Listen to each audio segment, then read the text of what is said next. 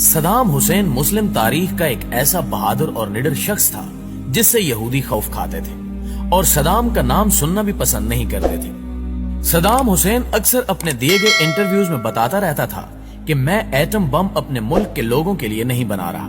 बल्कि ये मैं इसलिए बना रहा हूं ताकि मैं यहूदियों की नींदें उड़ा सकूं। एक दफा सदाम हुसैन से मुतल्लिक इसराइल के वजीर दिफा ने कहा था कि ये एक पागल शख्स है जिसे ना तो अपनी फिक्र है और ना ही लोगों की।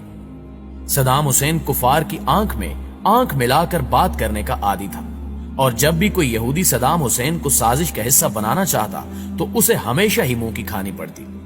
दोस्तों, यही वो हुक्मरान था जो एक खातून की फरियाद पर इसराइल पर चढ़ दौड़ा था और इसराइल के दारुल हुकूमत पर 40 मिसाइल दाग दिए थे।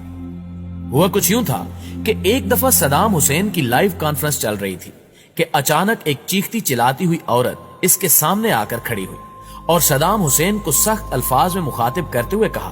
कि इसराइली फौजियों ने मेरी बेटी को रेप का निशाना बनाकर कत्ल कर दिया है और तुम्हें यहाँ कोई फिक्र नहीं है। तुम ऐशो आराम की जिंदगी बसर कर रहे हो और उधर हम पर मजालिम के पहाड़ तोड़े जा रहे हैं। उस औरत ने मजीद कहा कि रोजाना हमारे घरों से इसराइली फौजी हम सब की आंखों के सामने हमारी बहनों और बेटियों को अगवा करके ले जाते हैं, जिनको बाद में कत्ल करके फेंक दिया जाता है और हमारे छोटे छोटे बच्चों को सड़कों पर घसीट घसीट कर मार दिया जाता है। क्या तुम्हें इन औरतों, बूढ़ों और बच्चों की चीखें सुनाई नहीं देती जो रोजाना इसराइली फौजियों की गोलियों का निशाना बनते हैं? क्या तुमसे उन औरतों, बच्चों और बूढ़ों की चीखों का हिसाब नहीं लिया जाएगा? उस औरत की ये बातें सुनकर सदाम हुसैन रोने लगा और कहा कि अब इसराइल का कोई भी शख्स सुबह का सूरज नहीं देख पाएगा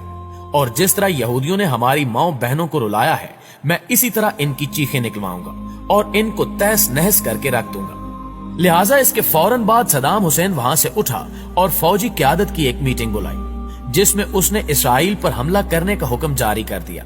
और फिर उसके हुक्म के मुताबिक इसराइल के दारुल हुकूमत पर 40 मिसाइल दागे गए जिनसे इसराइल के होश उड़ गए। सदाम इतना ताकतवर और अपनी मर्जी पर चलने वाला शख्स था कि कोई भी मुल्क ये पूछने की जुर्रत भी न कर सका कि इसने ये मिसाइल क्यों मारे हैं। इन 40 मिसाइलों ने इसराइल के दारुल हुकूमत तिल अबीब को मिट्टी में मिला दिया,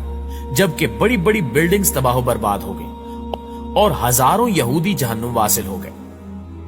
मतलब जब यहूदी इमदादी टीमें अपने मरने वाले यहूदियों को उठा रही होती थी तो ऊपर से एक और मिसाइल गिर पड़ता था जो उनको भी मौत के मुंह में भेज देता था।